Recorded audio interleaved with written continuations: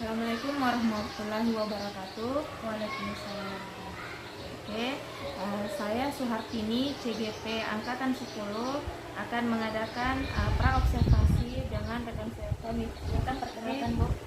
Perkenalkan, nama saya Sutina, mengajar di kelas 5. Saya adalah rekan sejawat dari Ibu Suhartini. Oke, baik, saya akan melaksanakan percakapan praobservasi ya, Bu ya.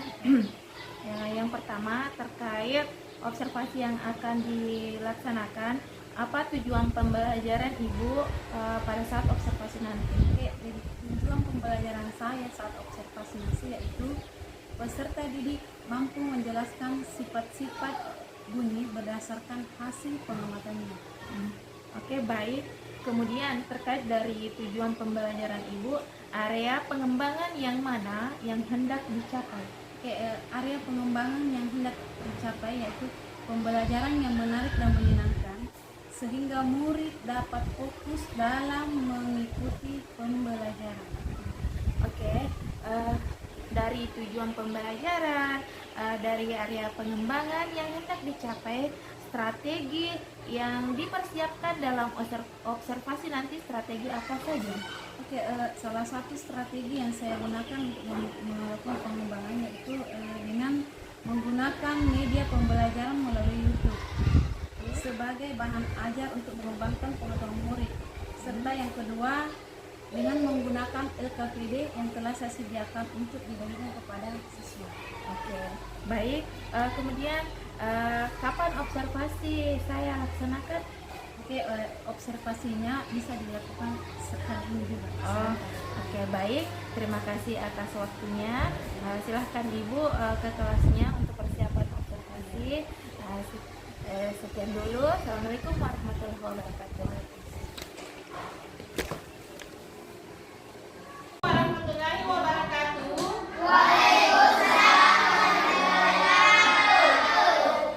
Jadi hari ini kita belajar materi IPAS. Sekarang kita masuk di bab 2 yaitu tentang bunyi dan sifatnya. Jadi perhatikan ya anak-anak. Sebentar Ibu akan menampilkan di depan tentang bunyi dan sifat-sifatnya. Jadi tugas kalian perhatikan baik-baik penjelasan yang ada di sini. Lalu kalian sebentar Ibu akan suruh mengerjakan LKPD. Jadi kalau Ibu sudah bunyikan ini nyalakan, kalian perhatikan ya. Lalu pahami baik-baik. Mengerti? Mengerti. Sudah mulai ya. Perhatikan semua nak.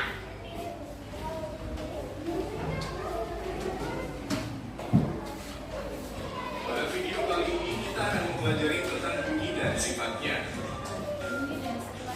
Bunyi adalah segala sesuatu yang dapat didengar oleh telinga. Bunyi dihasilkan dari benda yang bergetar. Benda yang dapat menghasilkan bunyi disebut sebagai sumber bunyi. Berdasarkan frekuensinya, jenis bunyi dibedakan menjadi 3, yaitu 1. Infrasonik, 2. Audiosonik, 3. Ultrasonik. 1. Infrasonik. Infrasonik adalah bunyi yang jumlah getarannya kurang dari 20 getaran per detik. Bunyi infrasonik hanya dapat didengar oleh hewan-hewan tertentu seperti gajah, anjing, jangkrik, dan angsa. 2. Audiosonik. Audiosonik adalah bunyi yang jumlah getarannya berkisar antara 20 sampai 20 ribu getaran per detik. Bunyi audiosonik dapat didengar oleh manusia. 3. Ultrasonik. Ultrasonik adalah bunyi yang jumlah getarannya di atas 20 ribu getaran per detik. Bunyi ultrasonik hanya dapat didengar oleh hewan-hewan tertentu seperti kelelawar dan lumba-lumba. Bunyi memiliki sifat-sifat, yaitu sebagai berikut. 1. Bunyi dapat merambat melalui medium. 2. Bunyi dapat dipantulkan. 3. Bunyi dapat diserap. 1. Bunyi dapat merambat melalui medium. Agar dapat didengar oleh telinga, bunyi membutuhkan medium perambatan. Medium perambatan bunyi dapat berupa benda padat, cair, dan gas. Perambatan bunyi dari yang paling cepat ke paling lambat adalah medium padat, cair, cair, dan gas. 2. Bunyi dapat dipantulkan. Bunyi dapat dipantulkan apabila bunyi dalam proses perambatannya dihalangi oleh benda-benda dengan permukaan yang keras. Contohnya batu, kayu, besi, dan kaca. Pemantulan bunyi ini menyebabkan terbentuknya bunyi pantul. Macam-macam bunyi pantul adalah gema dan gaung. Gema adalah bunyi pantul yang terdengar setelah bunyi asli. Contoh gema yaitu ketika kita berteriak di lapangan kosong yang dikelilingi tebing atau bukit-bukit dan di dalam gua.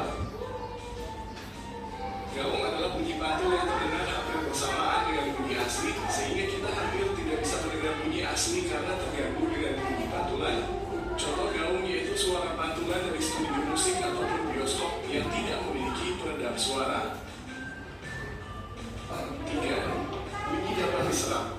Selain dapat dipantulkan, bunyi juga dapat diserap. Penyerapan bunyi dapat terjadi apabila dalam proses perambatannya bunyi mengenai benda-benda dengan permukaan yang lunak dan lembut. Contohnya kapas, kain, busa, dan wol. Penyerapan bunyi dimanfaatkan untuk mencegah gema dan gaung di dalam ruangan. Manfaat pemantulan bunyi. 1. Mengukur kedalaman laut menggunakan sonar. 2. Memeriksa kondisi janin di dalam rahim menggunakan ultrasonografi atau USG. 3. Membuat rongga pada alat musik untuk menghasilkan bunyi yang lebih keras. 4. Mendeteksi keretakan pada logam menggunakan pancaran gelombang ultrasonik. Demikian penjelasan tentang bunyi dan sifatnya. Terima kasih telah menonton video ini. Semoga bermanfaat untuk kalian. Oke, jadi sampai di sini materi yang ya.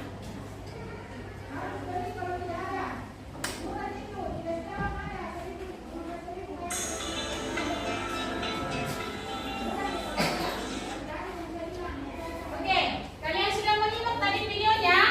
Sudah? Oke, Ibu mau bertanya, apa itu bunyi? Siapa yang tahu? Apa itu bunyi? Angkat tangan yang tahu. Ya, apa bunyi nak? Suara. Apa lagi yang lain? Apa itu bunyi? Suara. Perempuannya apa itu bunyi? Oke. Jadi bunyi adalah segala sesuatu yang didengar oleh telinga. Ibu tanya lagi, organ tubuh bagian mana tak yang mendengar suara? Telinga. Bukan mata, bukan mulut, bukan hidung, tapi telinga. Jadi bunyi adalah segala sesuatu yang bisa didengar oleh telinga. Nah, dari video yang Ibu tadi tampilkan sudah dijelaskan apa itu bunyi, bagaimana sifat-sifatnya. Siapa yang masih ingat tadi? Sifat-sifat bunyi ada berapa? 3. Berarti? Oke, ada 3. Kita tumpangkan tadi. Sifat bunyi tadi biar memahami dan dia fokus melihat ya. Sifat-sifat bunyi ada 3. Apa yang pertama tadi? Siapa yang ingat? Pertama, bunyi dapat merambat. Lalu kedua, bunyi dapat dipantulkan. Tepuk tangan buat Tasya. Ketiga, bunyi dapat dibiaskan. Oke, tepuk tangan buat Gunawan. Jadi sifat-sifat bunyi itu ada 3. Yang pertama, bunyi dapat merambat. 2, bunyi dapat dipantulkan. 3, bunyi dapat dibiaskan. Nah sekarang, Ibu akan suruh satu orang berdiri untuk berteriak. Coba yang besar suaranya, coba satu berdiri. Coba berteriak bilang A. Didengar tidak? Didengar secara jelas tidak? Kenapa jelas sekali didengar? Karena berada dalam sebuah ruangan. Kenapa kalau dalam ruangan itu bunyi suara itu kita sangat jelas didengar, bahkan kayak berdetak di telinga ya? Itu karena segala sesuatu yang terdengar keras itu berdetak dan berdengung. Ngerti? Ya. Jadi tadi video yang Ibu tampilkan itu tentang sifat-sifat bunyi. Kenapa Ibu menampilkan materi sifat-sifat bunyi melalui video tadi YouTube? Supaya kalian lebih cepat memahami dan mengerti apa itu bunyi. Mengerti? Nah, sekarang karena kalian ibu sudah kasih videonya tentang apa itu bunyi, ibu suruh kalian mengerjakan LKPD, lembar kerja peserta didik ya. Jadi ini LKPD, kalian tulis nama dulu ya. Tulis nama kelasnya, lalu di sini diisi. Di sini hanya kalian mengisi saja. Kasih tanda centang saja ya. Ibu kasih contoh misalnya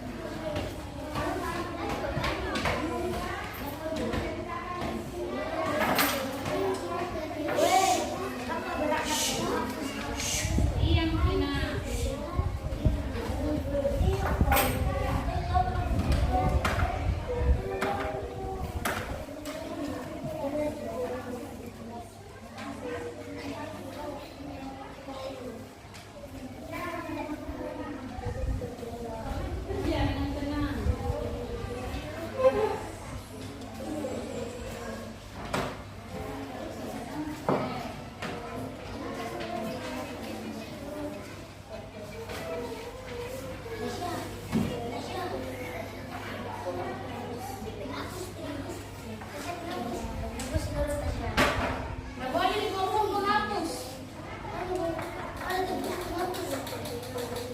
Kalau ada salah, tidak usah